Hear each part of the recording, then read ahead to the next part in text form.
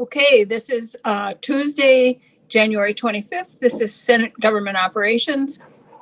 And today we're going to be hearing about the issue of when records become public, if they might end up in the juvenile court, where they will become confidential. So there's some tension around that. And this was brought to us by the Attorney General's office. And since we deal with public records, we'll kind of deal with the part of it, and we deal with law enforcement. We'll deal with the part of it kind of up to where they enter the court system, and then Judiciary kind of will look at that. But before we start, I want to say that I've had some notes lately about participation and how people are not able to participate. And watching on YouTube is not necessarily participation. But I would say that we have four kind of groups of people. We have the committee and our staff, and we're the ones that actually are taking the testimony and making the decisions and dealing with the bills. Then we have people that we've asked to come in as witnesses for us, and today we have a number of those people with us. And then we have people who might be observers, but in the room, just as they would be in the committee rooms if we were in the State House, but aren't necessarily participating. They're observing, but in the virtual room. And then we have that whole group out there that has the ability to watch it on YouTube. Whether they do or not is their choice, but they're not actually, I've had complaints that they're not actually able to participate, but I think the assumption is that if somebody wanted to participate in a conversation, then they would contact the chair and the committee staff person and be invited to come as a witness. So I just wanted to make that clear that I think this has opened it up to a lot more people being able to see how we do business, but not necessarily just participate.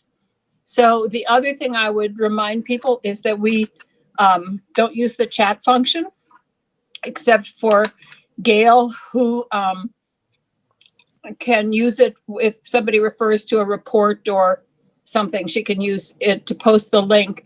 And I have had a suggestion that those links should be put on the committee documents for the day afterwards, so that people, because once the session is over, the chat disappears. So Gail, if you would, if you do post links on the chat, if you would then put them in as part of our documents for the day's hearing. So any questions about any of that, committee? Okay, so let's start.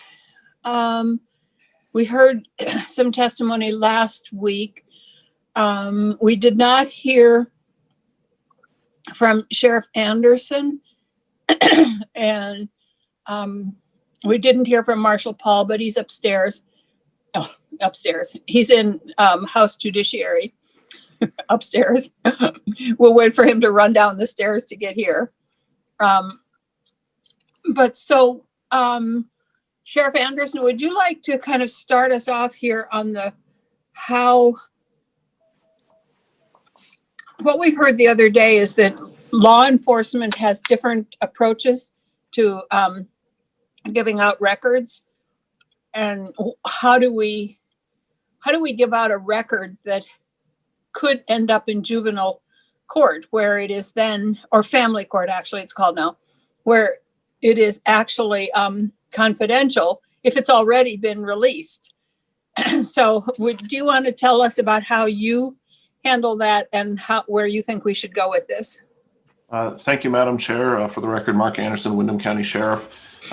Records requests are one of those things that are incredibly technical. I have learned in my short time as sheriff, and to the points I've actually since become educated on the issue that the Department of Public Safety was dealing with. Ironically, I ran into a very similar situation the day after your last hearing, and was able to apply some of the knowledge and what I would consider overlaps or gaps in our current state of law. I agree with Commissioner Sherling's position that there's obvious issues here. And I also spoke with Mike Donahue and understand his perspective. I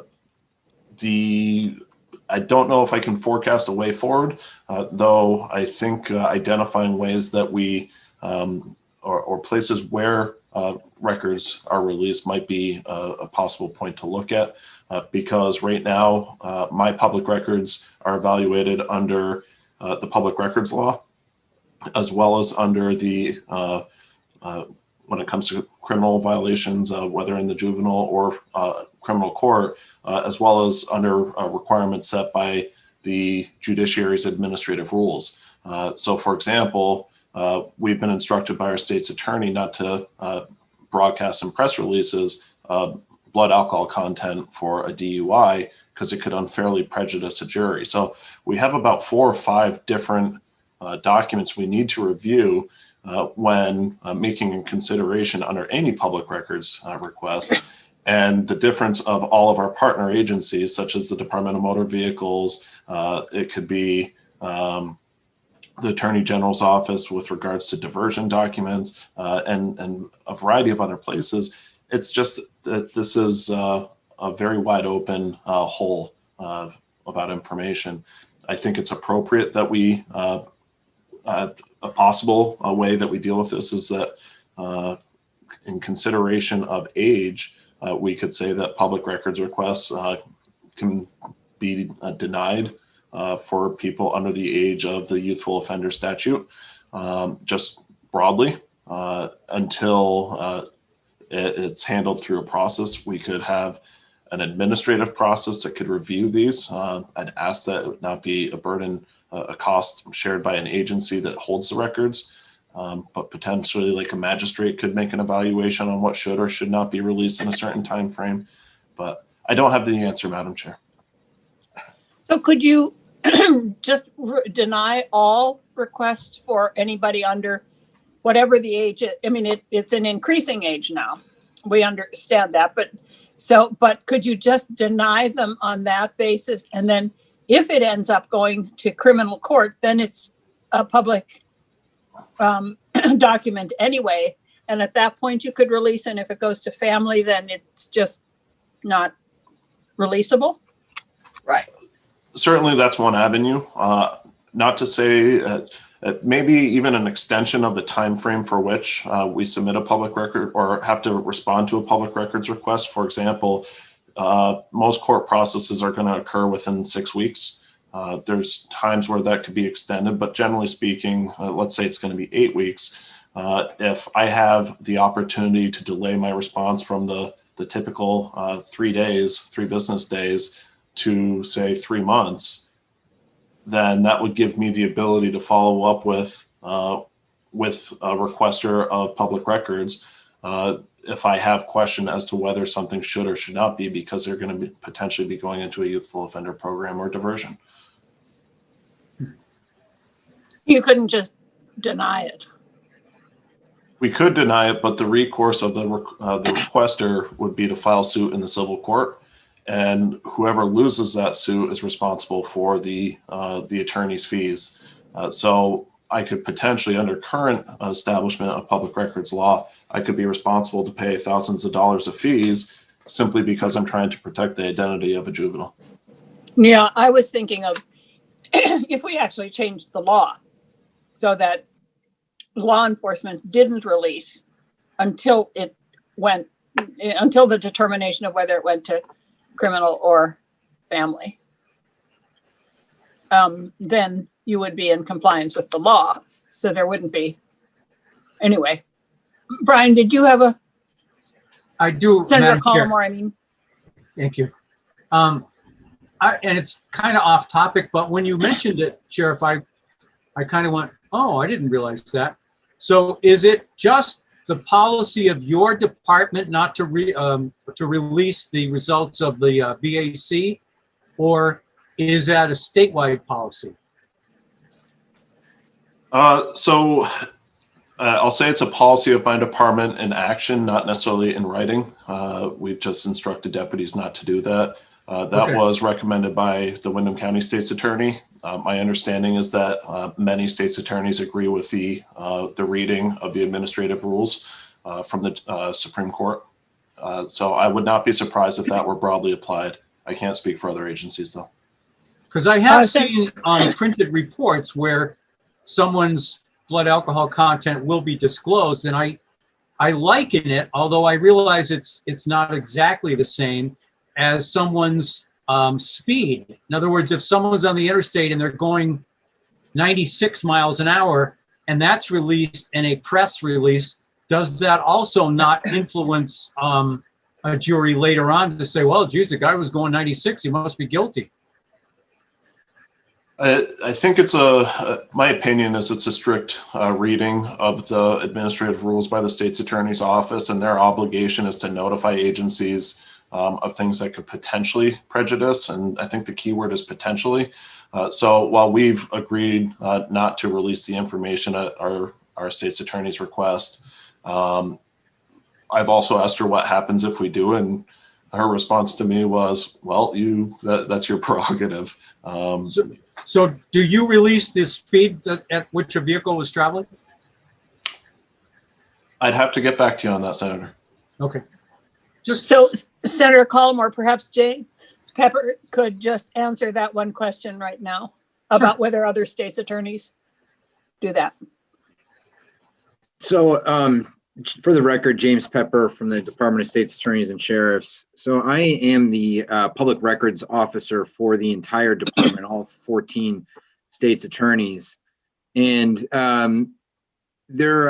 so you're dealing with somewhat conflicting areas of the law. The exemption for, and I should just say, the exemption for adult court is that we will not release records that could potentially interfere with enforcement proceedings, including the prosecution. And that's based on 1 VSA 317(5)A sub 1.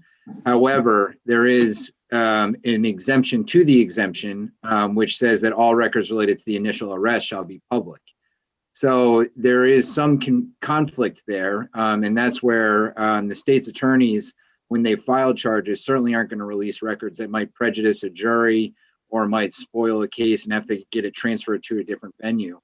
But all records related to the initial arrest are public, and that's more of a law enforcement question. And, there's a little bit of play in the joints there as to what records actually have to be released and which ones could interfere with enforcement proceedings. And it's really kind of a case-by-case analysis, but we try through our department to add some consistency to the 14 offices by having all records requests run through the department and through the public records officer. Okay, thank you. Thanks. So I believe that what we're dealing with here is the law enforcement part of it.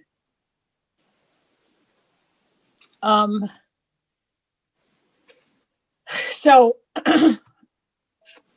where are we? Pepper, do you have any more words of wisdom for us? Well, it's the law enforcement aspect of this when a criminal case or a juvenile case is probable. And that's the problem, is that, you don't know how long an investigation might take. You don't know how long, whether the state's attorney is going to refer to diversion, which would then initiate a confidential process. And so, right, Sheriff Anderson is right that there's this potential gap here, and there's a number of ways to fix the problem. It's not even fixing the problem, it's offering more clarity to the people, the custodians of these records, when they get these requests. And Sheriff Anderson threw out a few possible examples of ways to exempt this.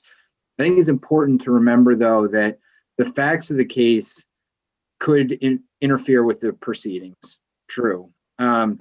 But what I think is most important to remain confidential for juveniles in particular is not necessarily every detail of the case, but the name of the individual and the information that could interfere with the law enforcement proceedings.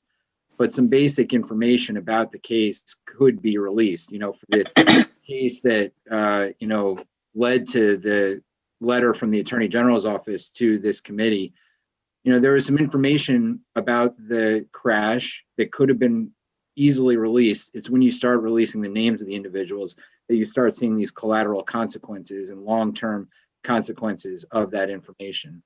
So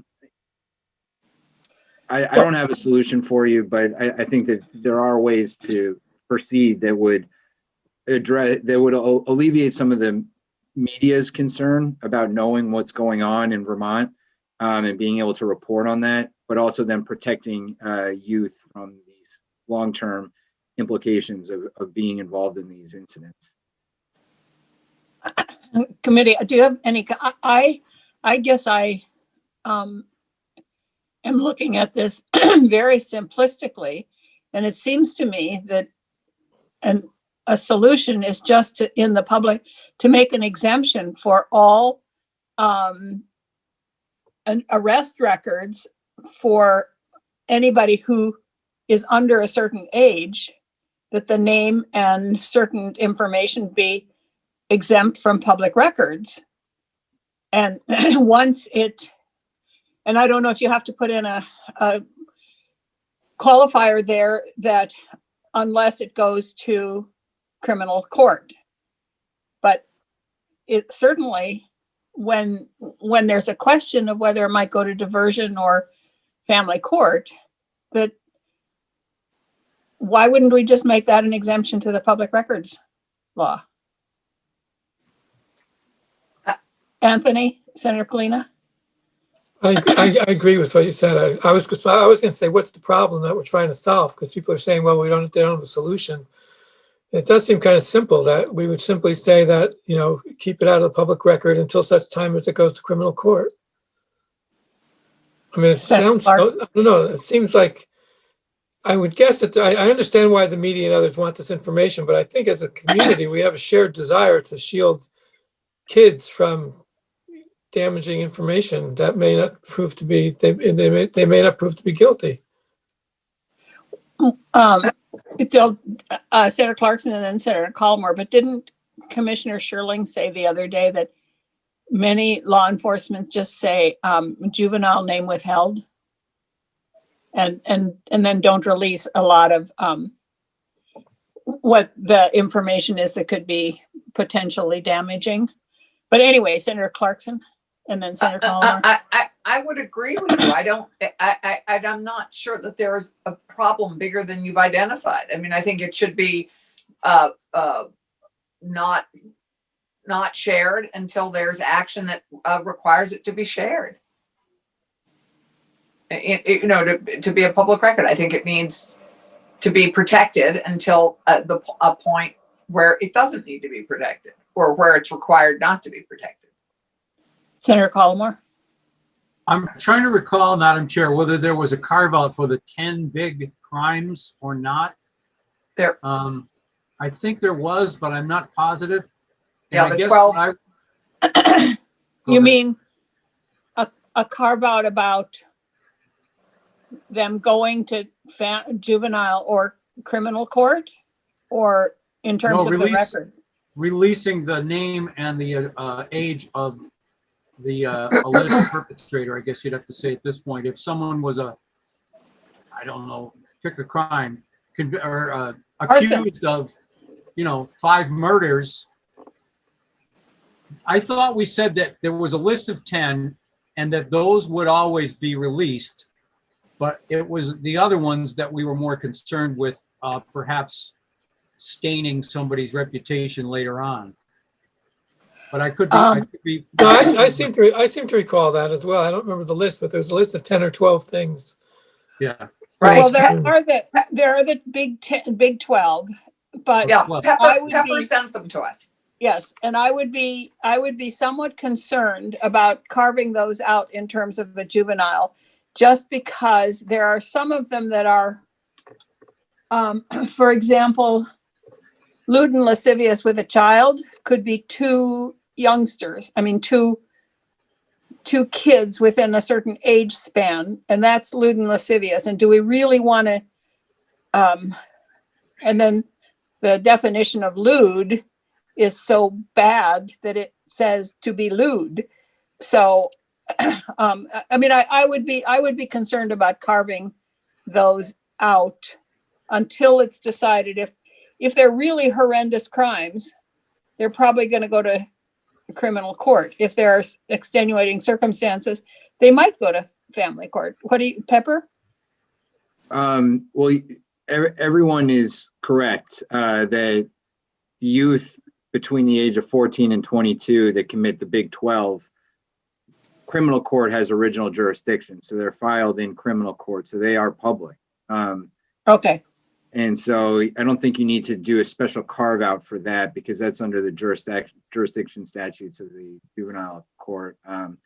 They explain the kind of various ways that cases get cited or who has jurisdiction. But really, I think, this comes down, the question that really I think the committee needs to struggle with is, what if there's a delay between the incident and the charging decision? And what happens during that delay? It could be months where law enforcement is investigating what's going on and there's intense public interest in an incident. And, how much of the record should be disclosed at that point prior to charges being filed or delinquency petitions being filed in family court. So, Senator Colomar? Yeah, and I think James is spot on there.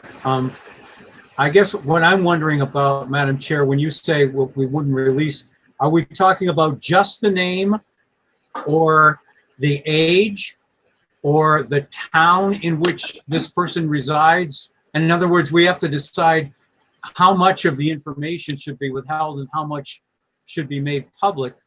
And of course, the other thing is, and I realize that this committee will have absolutely no way to prevent this, but on social media, let's be honest, within 24 hours, everybody knows who it is anyway. Yeah, you're right about that. So, Sheriff Anderson, did you?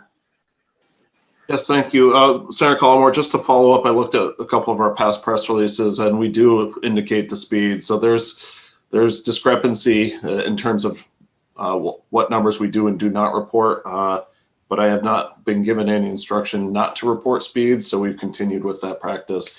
To the point, I do want to encourage the committee not to look at this as a law enforcement specific issue. While we are certainly in the limelight in most of these things, especially an investigation of significant community interest, part of the concern I have with this is what role does the Judicial Bureau play in this? What role does the Department of Motor Vehicles play in this? Yeah.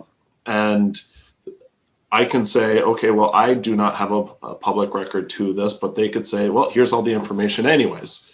We know that the person who got the ticket for driving over the center line, based on law enforcement's press release that says a juvenile's name withheld, we know that ticket was issued. Well, the Judicial Bureau could release that information as well, which then just ties everything back together when we are trying to shield youth from having this history hang over them.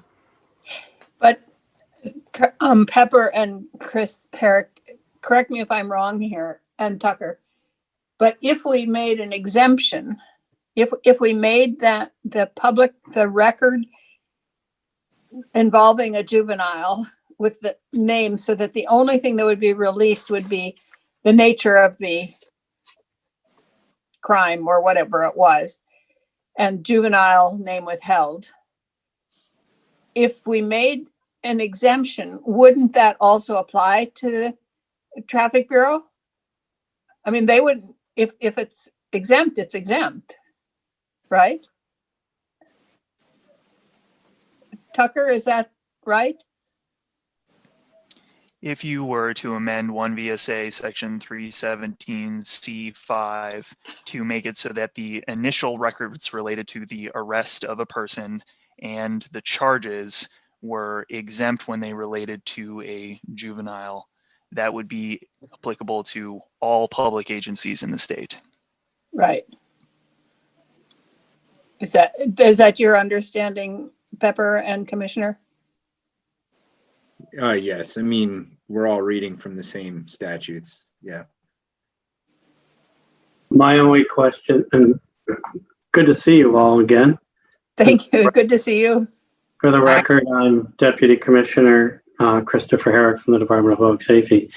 Would that, and it would be up to you, would we also be talking about non-criminal records, such as crash reports?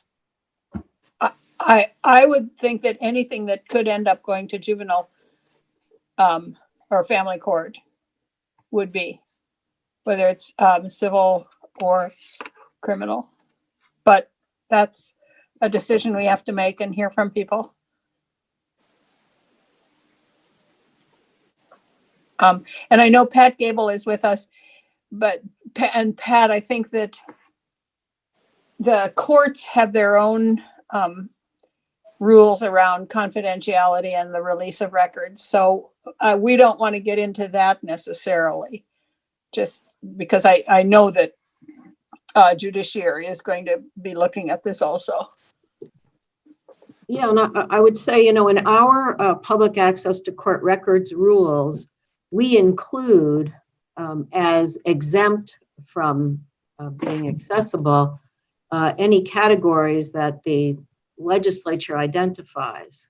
And so the way our rules are different is from the Title I public records law. But if you put in substantive law that certain information is confidential, then we incorporate that into our rules. And so I think if you wanted to include, for example, if you're worried about the Judicial Bureau, which is not a criminal court, but you wanted juveniles' names to nonetheless be withheld, then you could adopt a substantive statute about that, and then our rules would incorporate that, and then we would, under our rules, we would then keep that confidential. Okay. What we like to do is we really like to understand the public policy. I think I might have testified to this before. We're following what the legislature does and trying to have our rules be consistent with the public policies that the legislature follows. There are certain procedural aspects of our rules that are unique. But if you identify that the names of juveniles as a matter of public policy should be confidential and not subject to a public access request, then we will follow that.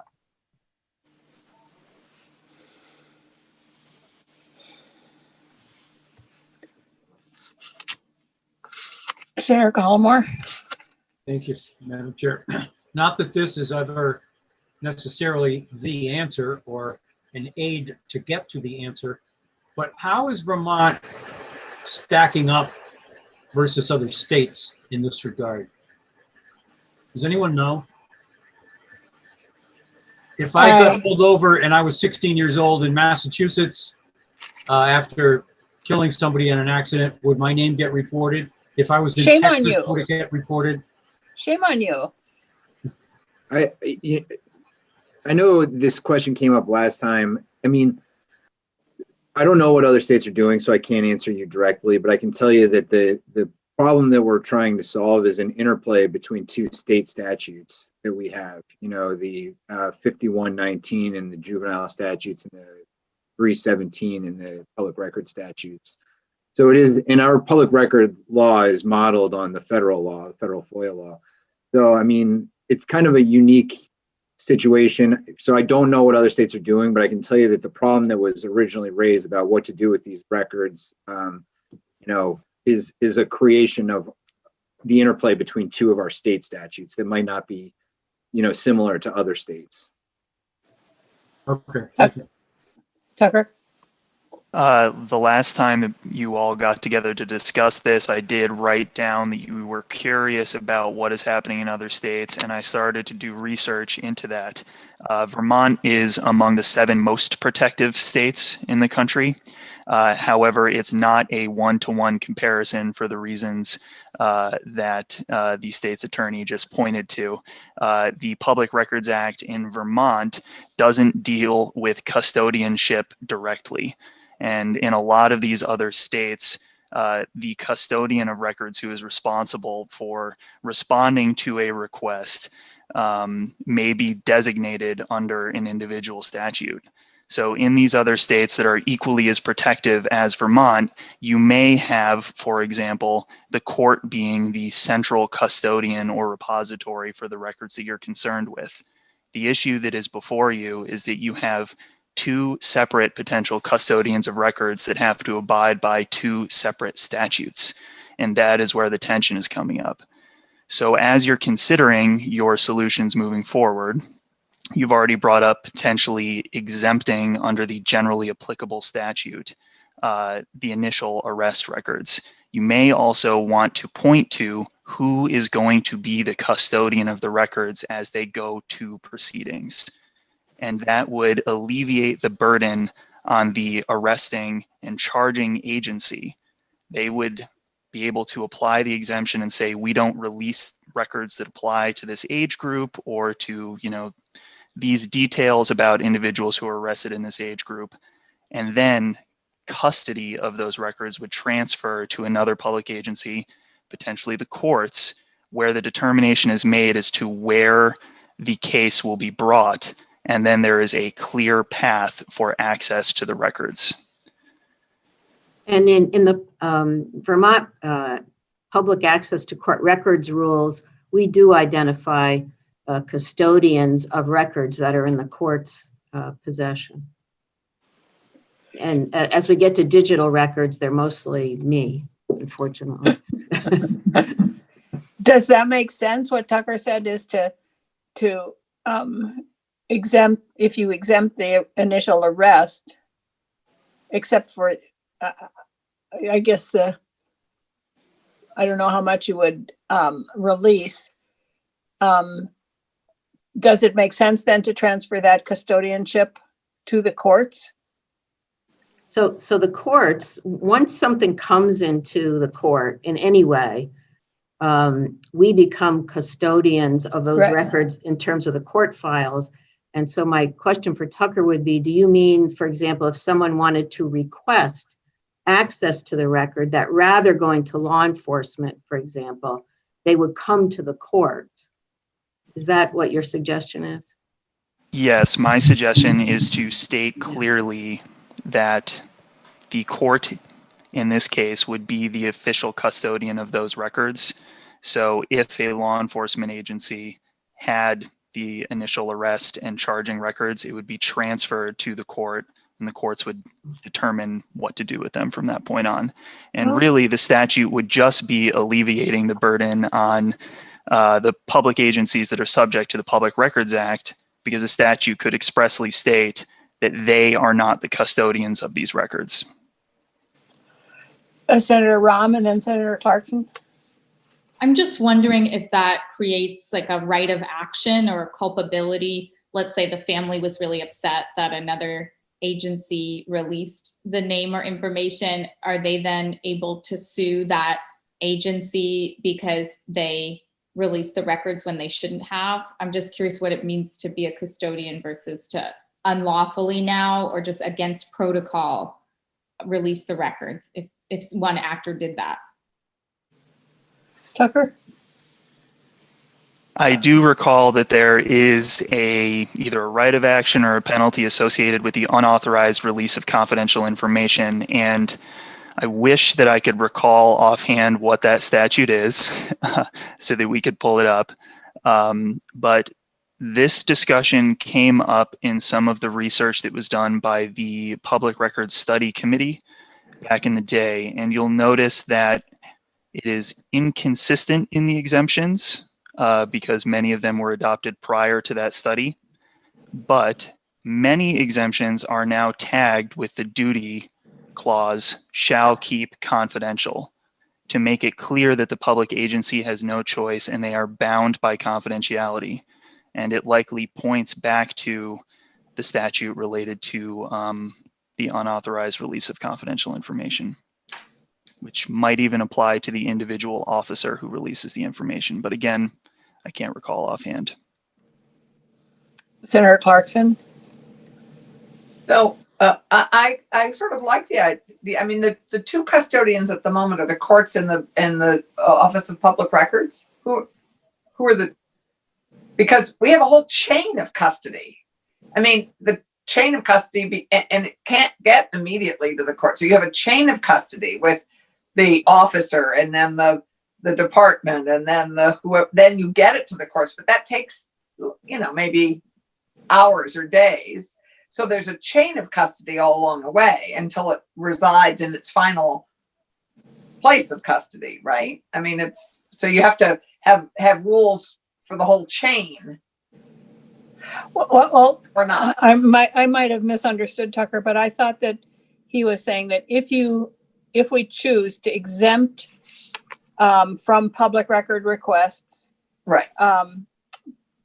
The initial arrest record of a juvenile, that it would then immediately become lodged with the court. That they would then become the custodian, because they're the ones that are going to decide whether it goes to juvenile or criminal. Right. Did I misunderstand that? So that it would immediately become, so Mark arrests somebody tonight and the paper calls him and says, "Who was that?" He says, that the court is now the custodian because it was a juvenile. Is that, am I making this too simple? I understood it differently, which is that Okay. if you decide that's not a public record, then if someone calls the arresting officer and says, "What's this person's name?" that the arresting officer would cite the statute that says that's confidential, and that it doesn't come into the court until the prosecutor, for example, files it. And at that point, it is a record that becomes part of our system. And once we're all digital, I would become the custodian of that. And so then the reporter would call me up. I'm interested in the record.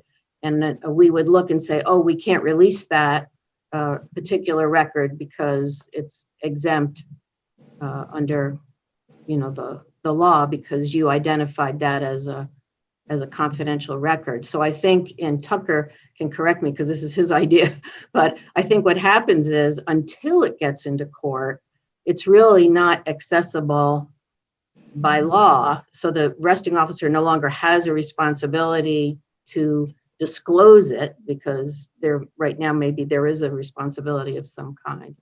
And so that means that in the so-called chain of custody that you're talking about, anybody along the way can just cite the statute, because it doesn't really become effective until it becomes a part of a court proceeding. So I don't know, Tucker, is that the way it works in other states? I'm not familiar with that law.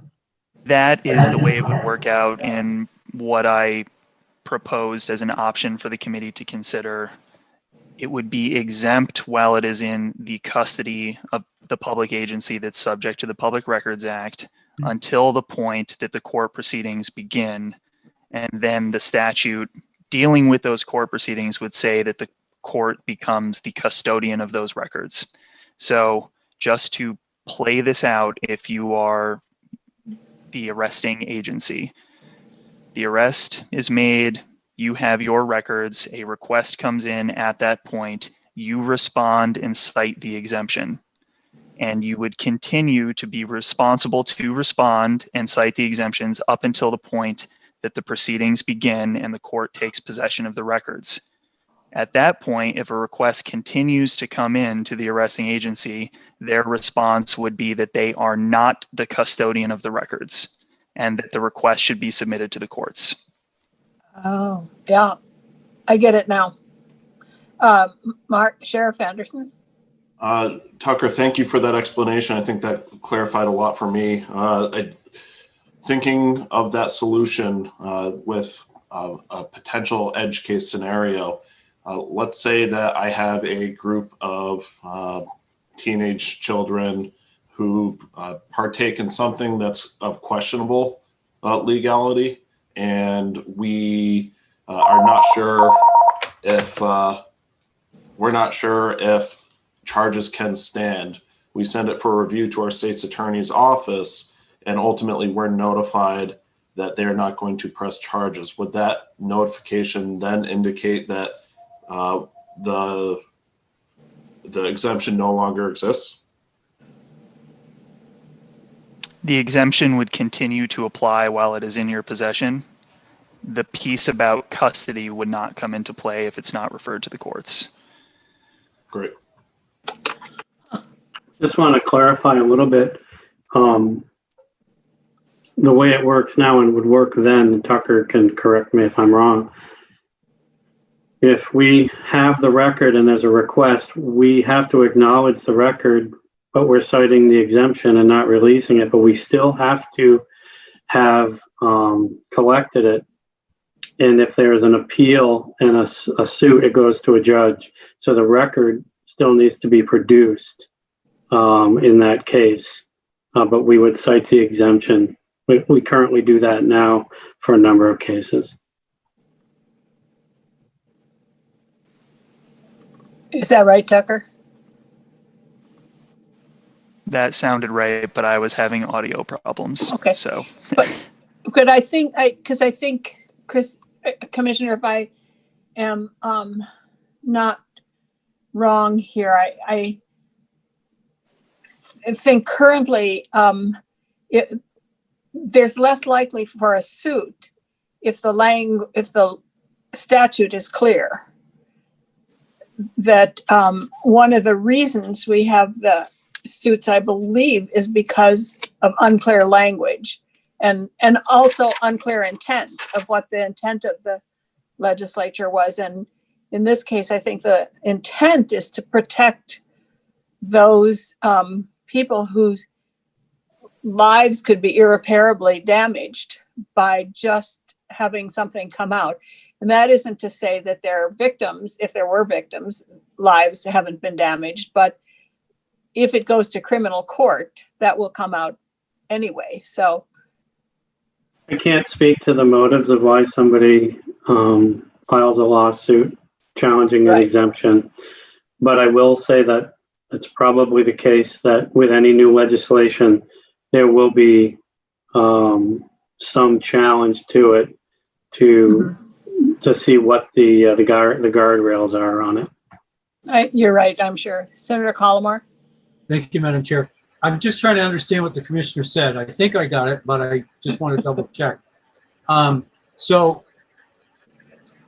something happens that rises to the level of an arrest, whatever that may be. The facts of the case are that such and such a thing happened on such and such a date at such and such a place at a certain time. But you would not necessarily go beyond those facts when you issued a press release if we continue along. And so it would just be that a juvenile, and I still kind of want to get, Madam Chair, to the part where are we mentioning age? Because that doesn't necessarily identify anybody. Do we mention where it happened? Because that doesn't necessarily identify anyone. So in other words, it could say a 16-year-old from Braintree was involved in a fatal accident, and the rest of the facts, as Commissioner Herrick mentioned, are still in place. It happened at such and such a time on this road, and here's the result of it. Is that what I'm understanding?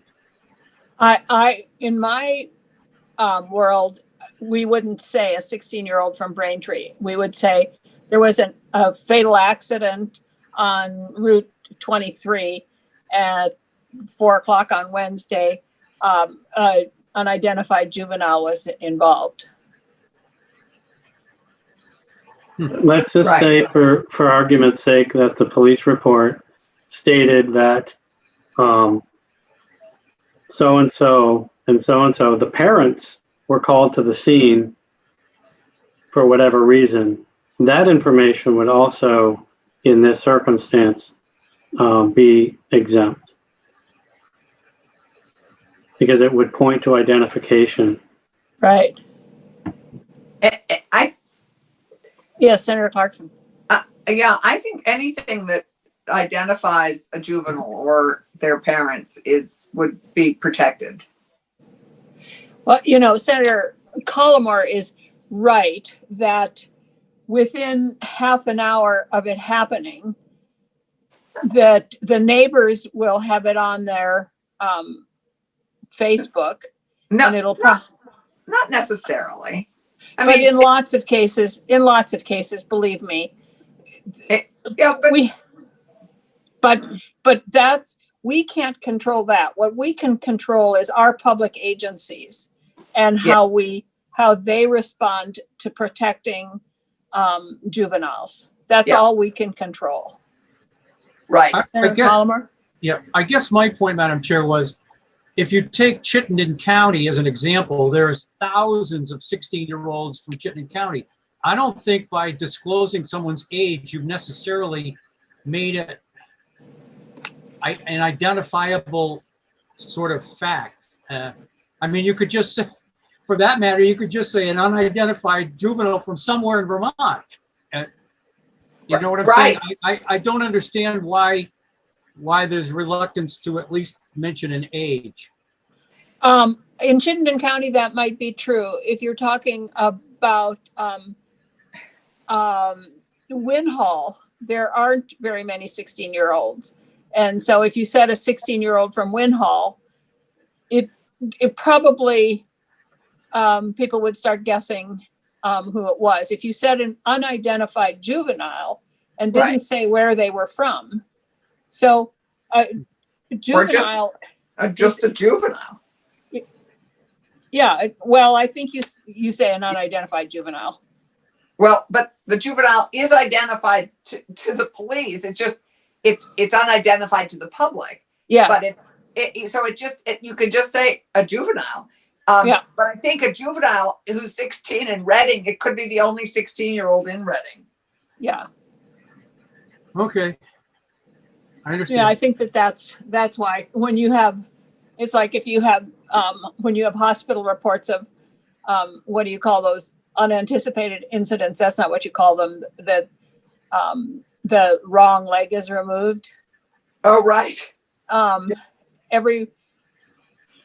It has to be aggregate reporting because everybody knows who that happened to. So it has to be aggregated. So what if we designed such a draft of a potential bill and then asked for people to comment on it? If we could, then we would have some language for people to respond to. Does that make sense? Yes. Yeah. Okay. So what do we want in there? Anthony has a question. Oh, Anthony, I'm Well, sorry. it's just I want to be clear. I mean, I think what you just said is fine, but what's the role of the Judiciary Committee in this? I didn't know whether we were writing a bill or Judiciary was writing a bill. I'm just curious what's happening there. Well, we may not. The Judiciary may not, since we're looking only at the pre-court. Right. We're looking at pre-court, so we're looking at the Judicial Bureau or the Traffic Bureau and DMV and law enforcement. The Judiciary Committee may or may not look at this. I think that when Pat Gable was testifying before, she had some other issues, and I think the commissioner did also, around just public records and the court system in general, and that we needed to have some further conversation about that. But that isn't necessarily mean that we shouldn't go forward with this. Okay. Does that make sense? Yeah, no, yes, it's fine. And I just have a quick question for Tucker. Tucker? Yep. The courts that are the same are subject to the Information Act, just like other agencies are? They're not subject to the open records. No, and I think that Pat has given a wonderfully concise explanation as to why, but the court has constitutional authority to adopt its own rules relating to the administration of its records, and it has exercised that authority in adopting the access to court records rules. That's what I Pat, thought I you don't said. know I if you wasn't want to sure. expand on that.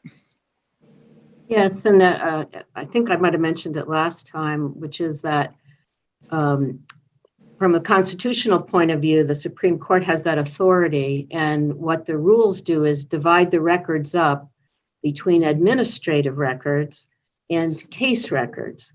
And in the administrative records section of our rules, we essentially adopt by reference the public records rules in Title I, with some exceptions. But in general, because administrative records in the judiciary are not terribly different from administrative records anywhere else. So even though it's a constitutional authority, again, we're trying to follow the public policy that's set by the legislature for the state.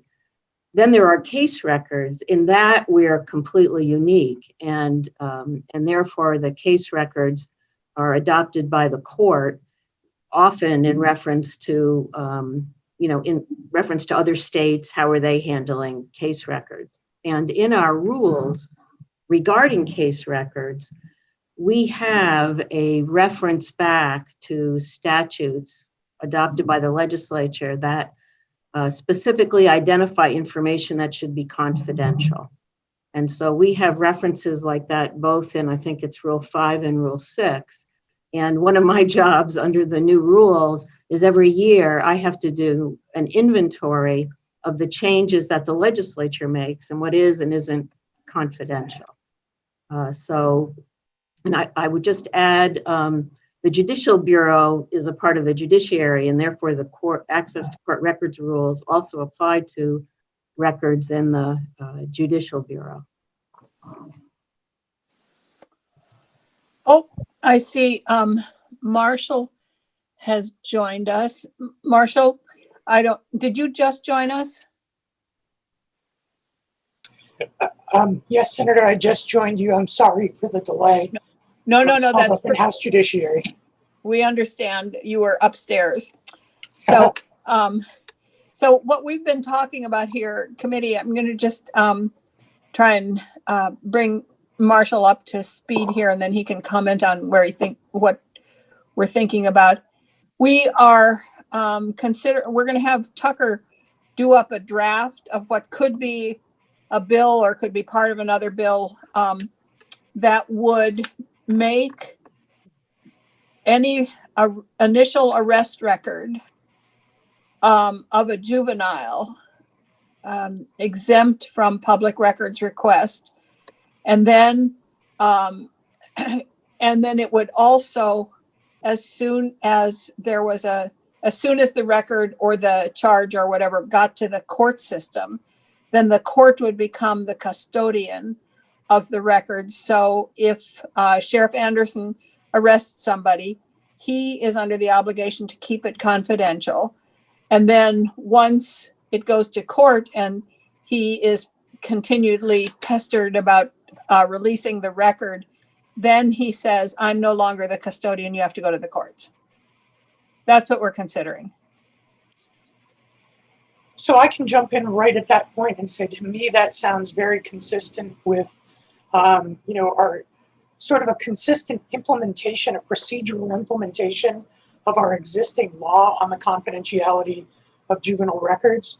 To me, listening to the first day of testimony, and I apologize that I was not able to listen to the testimony earlier today, but listening to that first day of testimony about this issue, it struck me that the issue was probably not with the juvenile confidentiality laws, so much as coming up with a procedure to implement them in a way that made sense and that worked. So to me, that sounds perfect. That was, in fact, similar to what I was going to propose, though the piece of that that's added to what I was going to propose is making the court the custodian of the records once the case moves to the court, which is even better. I just hadn't thought of that. So I support that as a plan. I think that it's important to make sure that that whatever happens, and it seems, I'm not saying this as criticism of the proposal. I'm saying this just sort of by way of further explaining my support for that proposal, is that, what's important is that until such a time as someone has decided, typically a judge, has decided that a case belongs in the criminal docket with the full publicity that's attendant to that status, that as long as a case is still presumptively a juvenile case, that we be keeping those records, both of arrests and of court, confidential. And there's actually a lot of good research about how the confidentiality of juvenile court records is particularly important compared to adult court records, which are obviously presumptively public. And it's been tied a lot. One of my favorite studies of this came out of, I believe, Ohio, and it was a matched pairs study between kids in one Ohio county that were being prosecuted as adults in criminal court publicly with, arrest records and newspaper articles and everything else, and compared to another county in Ohio where everyone was being treated totally confidentially, because in Ohio, they're a much more county-based system, so they can even have those kinds of distinctions county to county. And it's one of the few longitudinal studies of delinquency prosecutions and the different ways in which delinquency prosecutions affect kids in the long term. And one of the records that I thought one of the points of data that they looked at that I thought was kind of a brilliant way to look at this is they looked at 5 and 10 years down the road, how many of these kids were filing tax returns, because that was public information and it was information that they could get their hands on.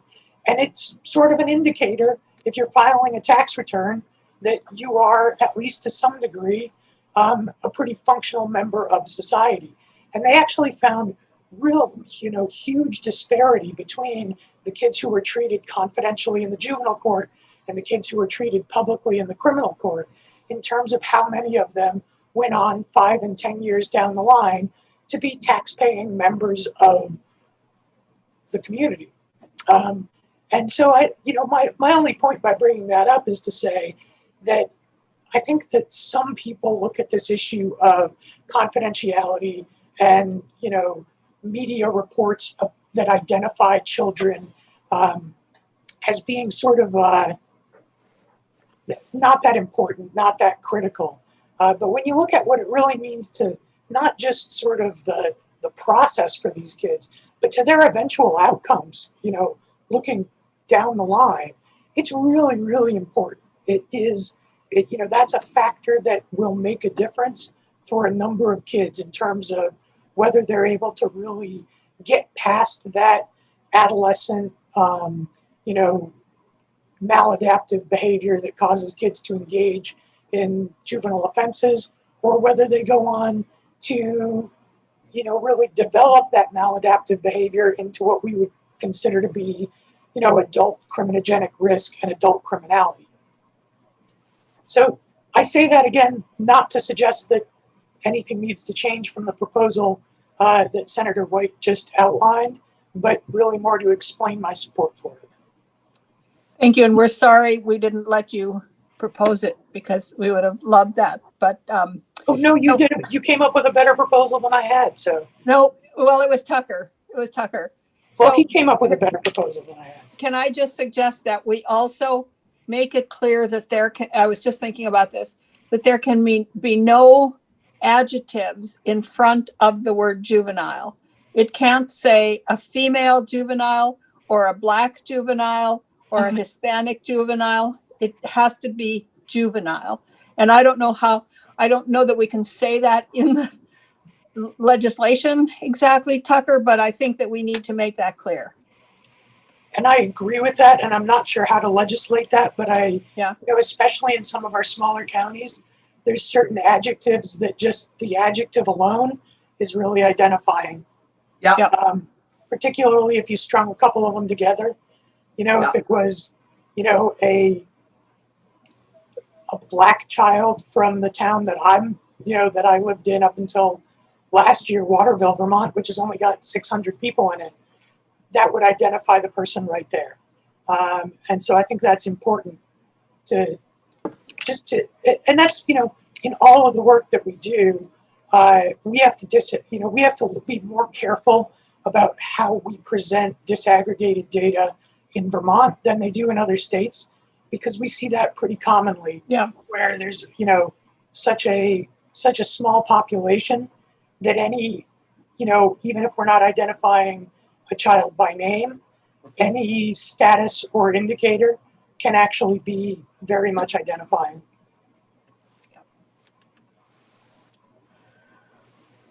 Anybody else? So if we were to get this written up, Tucker, do you think that you can? I promised Mike Donahue that we would not do this on a Tuesday again, because the Tuesday is when all the weeklies are under their time constraint for publication. So next Thursday, maybe? Okay, and I would say that let's send this out to the media, the state's attorneys, the Sheriff's Association. Who else shall we send it to get input, and then we'll take testimony on it and try and maybe wrap it up. ACLU? Yes, Senator Colm. I couldn't. Brian and Anthony, you're so close together, and Anthony, you're sitting on this side of your screen, and Brian's on this side of the screen. So when your hand comes up, I'm not sure which one it is. I think that was Senator Colomar. Thank you. We spend all day together, Madam Chair. That's why Senator Polina and I are so close. Okay. I guess I'm always trying to capture all of the law enforcement folks, and I never know whether that means the Police Chiefs Association, the Sheriff's Association, the troopers. I mean, there's so many associations, but I think they all should be contacted. Yeah, I think the state's attorneys definitely should. The Sheriff's Association, police chiefs, the Police Association, because that's members, that's not the chiefs, and then DPS, VSP. I guess that's kind of it for the law enforcement agencies, and then we have. I would think we should contact the media and maybe ACLU, and we'll get a list together and make sure. Commissioner, if you send it to me and probably to Pepper, we can get it to all the law enforcement agencies. Wonderful. Thank you. good. Okay, great. Senator Polina was Clarkson? next. Oops. No, Senator Polina was next. No, Okay. no, I'm good. I was going to mention the ACLU and the media as well. I'm fine. Thanks. Thanks. Senator Clarkson? thanks. I think key is, I think you've covered it all, but I had an additional thought and it just has evaporated. So there we are. What can I say? I just think it's important for local police who, particularly from small communities, it would be great to have one person who represents that crowd weigh in. I think that the Police Chiefs Association and the Police Association are probably the people who would represent them. No, and I appreciate, Marshall, your study, the longitudinal study. I wish we could afford to do more longitudinal studies in this state every time we enact something that would have really profound data like that, because we know intuitively that juvenile arrests have huge impact on people's lives, and whether you keep it confidential or not. We know the outcomes are just varied by a bunch of different factors, but that's great to have that study. And if you ever felt like sending that link to that study to Gail, we'd appreciate it. I can certainly do that. And I'll say, it's not just Vermont. Those longitudinal studies are very difficult, complex, and expensive. And so honestly, that study, that Ohio study, which was called, gosh, I'm blanking on the name of it. But it was essentially a simplified by saying a study. It's one giant data set from which many studies have come. And it really is the gold standard in juvenile justice because it's pretty much the only large longitudinal study that compares similarly situated juveniles who went through a juvenile court to the same population of juveniles going through an adult court. And as far as I'm aware, it's the only study like it in the country. And it's used extensively. Pathways to Desistance was what the data set was called. And then there's been a bunch of studies that have used that data set. Took me a minute to remember the name. Sorry, what was it called? Pathways to Desistance. Sort of the opposite of recidivism is desistance. You desist from criminal behavior. Oh, yeah, it's not used often. No. So, Marshall, does, I'm sorry, Senator Rahm. If you want to stay on that line of questioning. No, go ahead, please. I just couldn't recall if we've heard from the DMV, and I feel like they're coming up a lot as a entity that can have discretion in some cases about records they release. I just wanted to flag that. Yeah, actually, that's a great idea. We need to hear from them. And Marshall, does legal aid ever represent youth? Because I know that one of the issues they have is how criminal records affect so many of their clients. Yeah.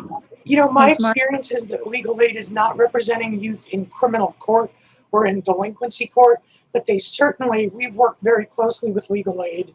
They represent youth in school related stuff. So actually I primarily, my interface with legal aid is when I have kids who are charged with stuff that's going to also result in school discipline or expulsion or suspension. And they'll represent the kid on the school side, and I'll represent them on the court side. But they very well might have some input into this. And in particular, I would say,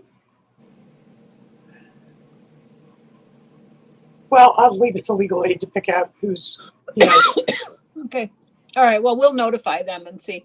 And we'll I'm not sure who at DMV, if it would be Wanda or Mike Smith maybe, but we'll definitely notify them. Pepper? I would go with Mike Smith. We've been speaking with him in our juvenile justice stakeholder meeting about a related issue. Okay. Senator Clarkson? So the other two, just as we're thinking broadly about this, Ohio has me thinking broadly, which is unusual. Diversion, it strikes me that diversion should also probably weigh in on this because they do a lot of redirecting people's lives in many ways at its best. Well, we could hear from diversion, but I'm not sure that if once it goes to diversion, it's confidential. And so if we're keeping it confidential before that. Right, but they may have some experience with, anyway, it just struck me that diversion would be an additional voice in this, but maybe not. Strikes me that they are rolling in this sea.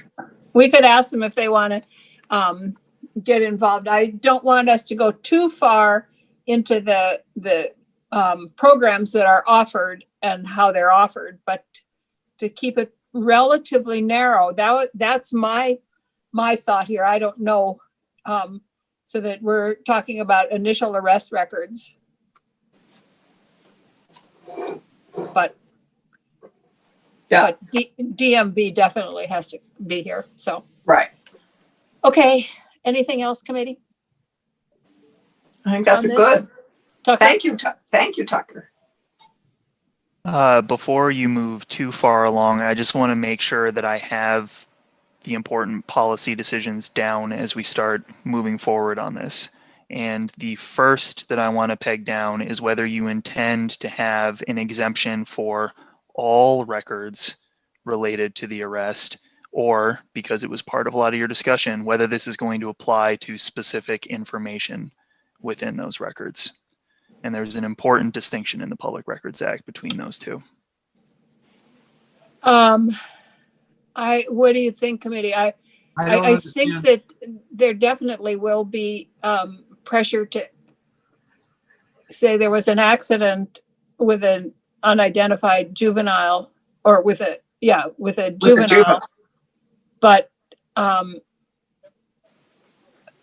that's about it. I don't know that we can keep the entire record exempt, but what do you think, committee?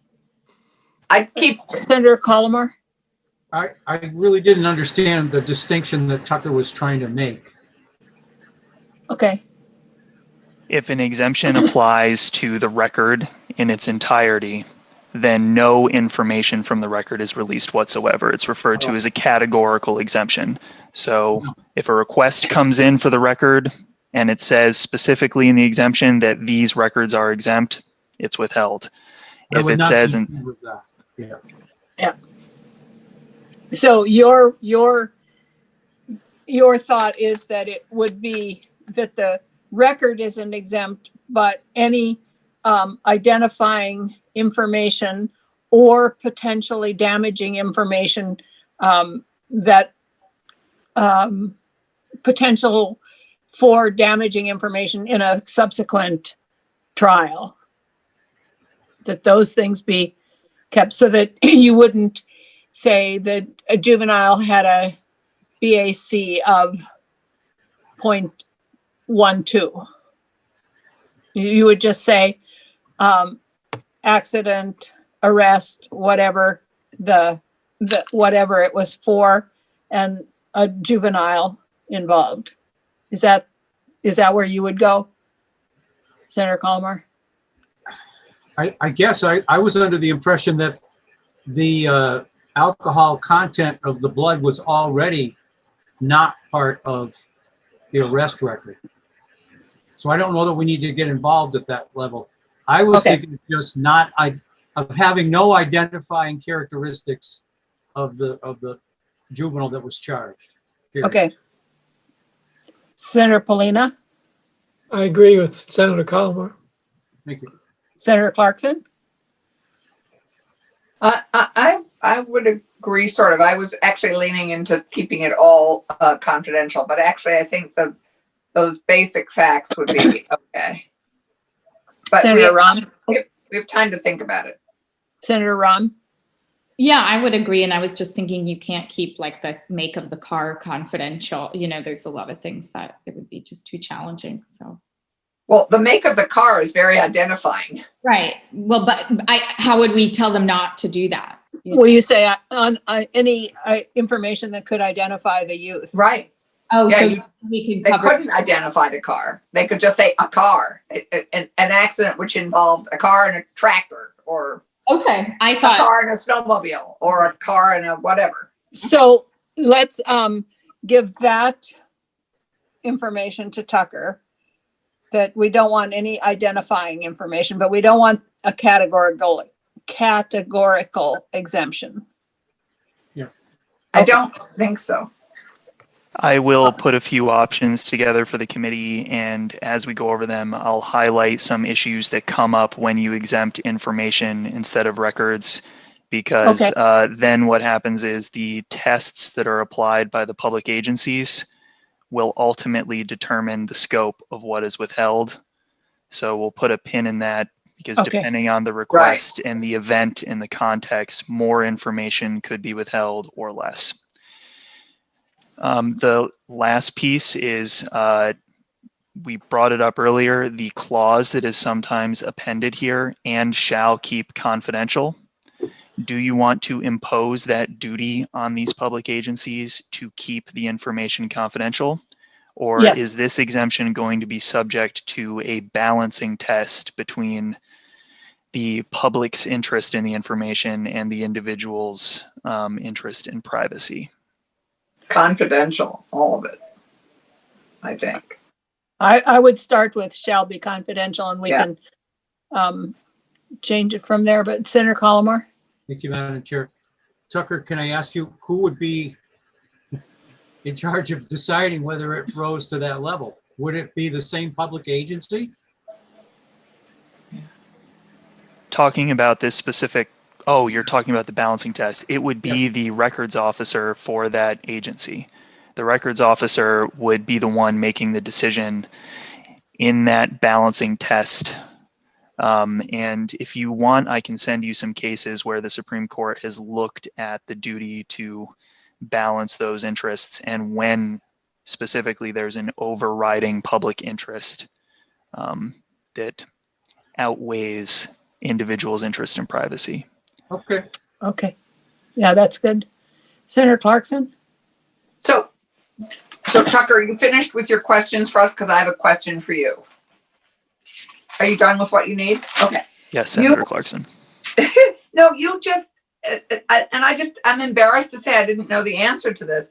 You said in Vermont, after you said we were one of the most protective of juveniles in the country, one of the 7 most protective, you also said we had 2 custodians of public records. And I just was thinking, my God, we have masses of custodians of public records.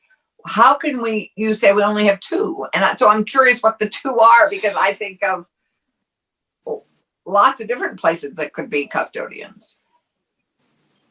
So who are So when we were discussing that, I said 2 in the specific situation that we were looking at. Okay. You're right. You do have many, many, many custodians of public records.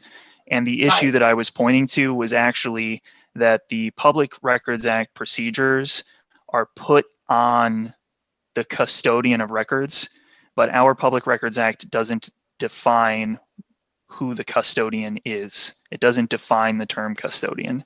So you have simultaneous custodians for records. In that instance, there are 2.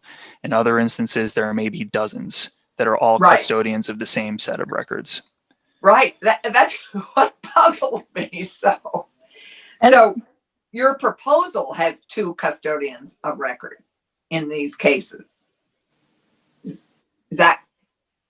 Until the point that the case is referred to court, in which case there is 1, which would be the court. Okay.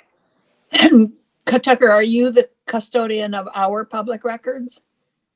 I am not. Oh, I who am not. is? You are all individual custodians, Oh, likely. that's I'll right. put likely as a tag on there. I am the records officer for the Office of Legislative Counsel, Okay. and right. occasionally provide legal advice to Thank other you. agencies. That is right. That is right. But And we those are of us- our own custodians. Those of us who've had FOIA requests have appreciated your wise counsel. Yes, we have. So, any more questions or comments here on this? And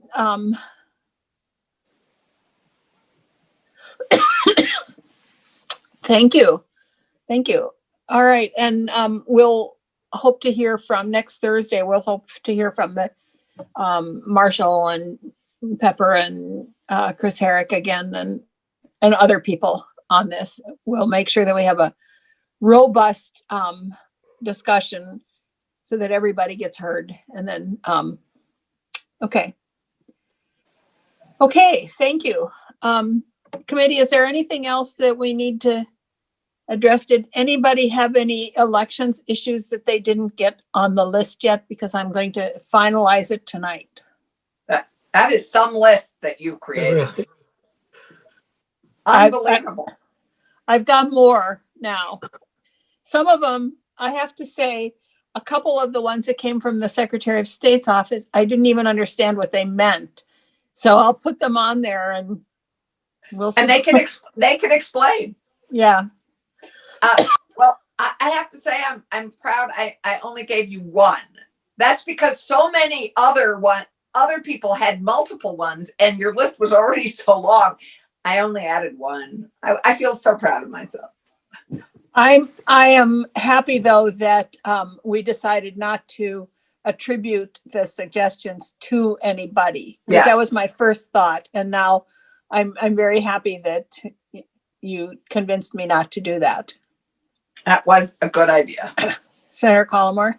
Thank you, Madam Chair. I appreciate your getting back to me with respect to the mail I got from Herb Ogden, who has asked a lot of questions about the new statute regarding the potential moving of town meeting day and the mail-out ballots.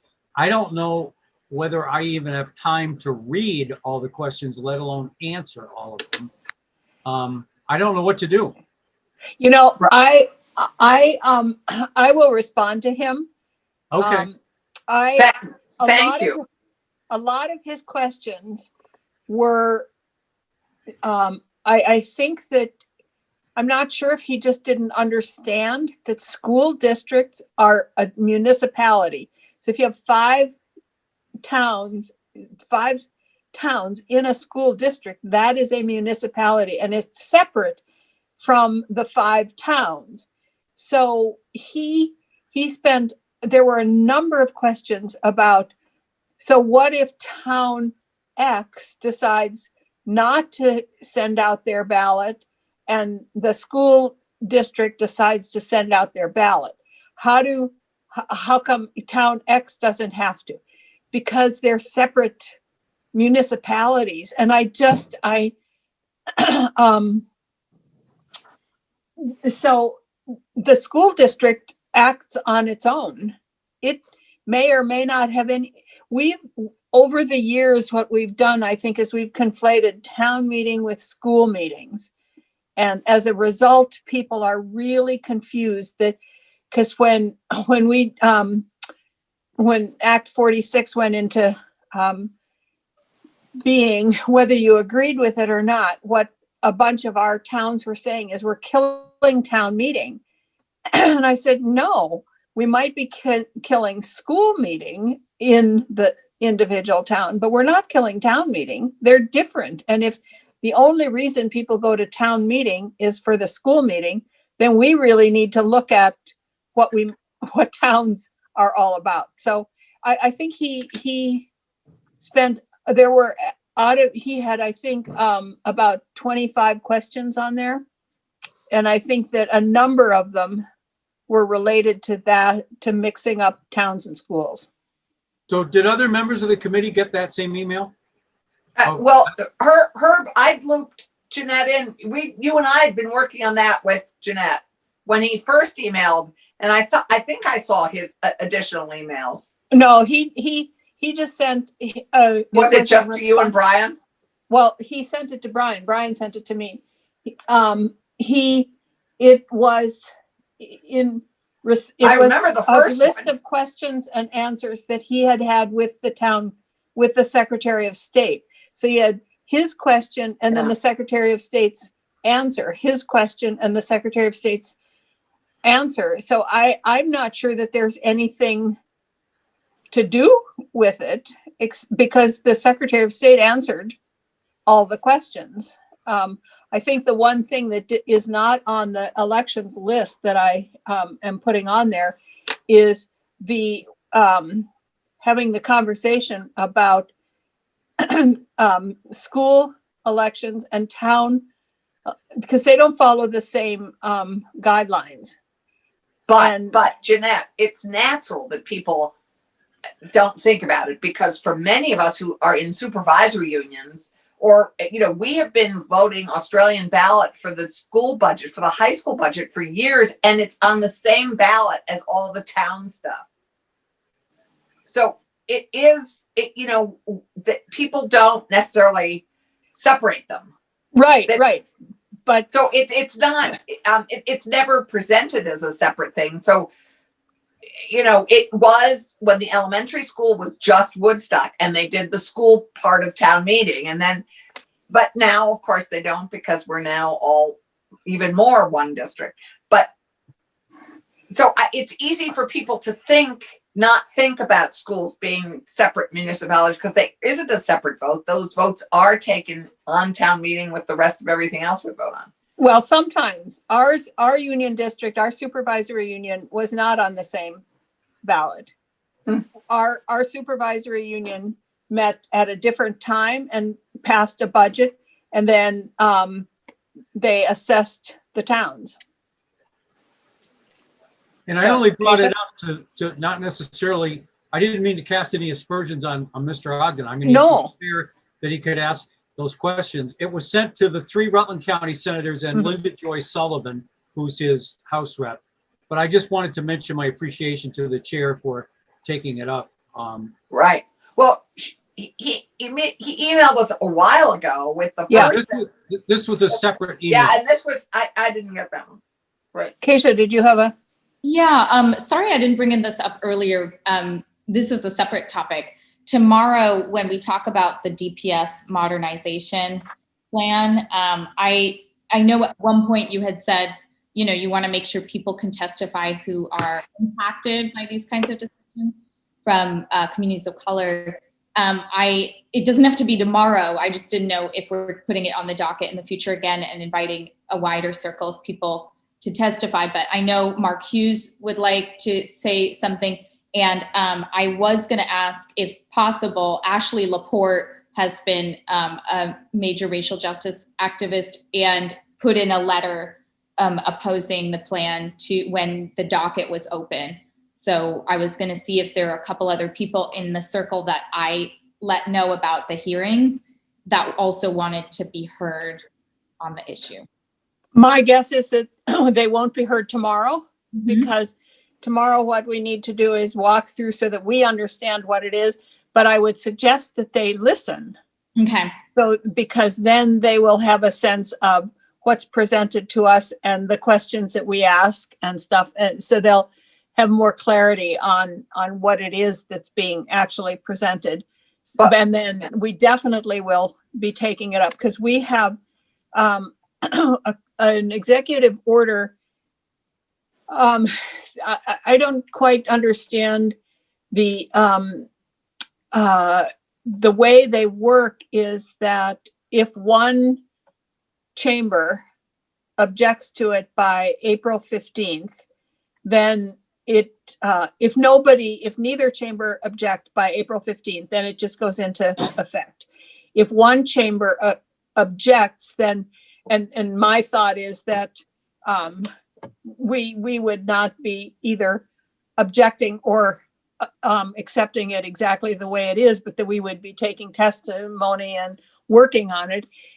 But the way I understand it is, for some reason, the governor's office said that in this case, both chambers had to object or it would go into effect. And I think that is not the way executive orders work. So we'll, Brian? You are spot on, Madam Chair. In the first year of a biennium, the governor is able to introduce executive orders, which, if one of the chambers does not approve, it fails. If both do, it becomes, well, it has the effect and force of law, and we have 90 days from the time it was sent to us to act on it. So you are correct. And I believe that's April 15th. So my position is not to just say either yes or no, but to look at the details of it and see if any of it makes sense, or if not. And just for your information, I will say that I have introduced a similar bill at least twice. So we have discussed this in this committee at length, the elevating to an agency and a way to bring in all these little higgledy-piggledy, all this vast patchwork of law enforcement under one umbrella. I don't think that there's any intention of bringing in all law enforcement under the local or sheriffs. I don't think that, I may be wrong, but I don't think that is in the executive order. I thought this was all law enforcement. Well, We'll find out. Yeah, we will. And I think that, yeah, it's a huge issue. And one of the problems, I'm just going to throw this out, with the Department of Public Safety is that you probably know that the statutes never mention the state police. There's nothing in the statutes about state police. There's just the Department of Public Safety, and the state police grew out of that. So there's this association that, in fact, the Department of Public Safety is the state police, and that's what they are. And I think that one of the attempts to make it an agency is to emphasize more the other functions of it, like emergency management and fire and safety and the academy. So I think that's, but I'm going up to the State House tomorrow morning, and I am grabbing my files on law enforcement that are about 13 inches thick at this point. So if anybody wants me to grab theirs, I'll have them sent to you. Sure. Someone's going to mail me one or something. You can find it. Well, you don't have any files yet. Okay, but are they still they're going to mail not a file, but like the book, someone mailing the book? No, that's Title 17. Okay. No one's. If there's you can no find it in my desk, Madam Chair, that would be great.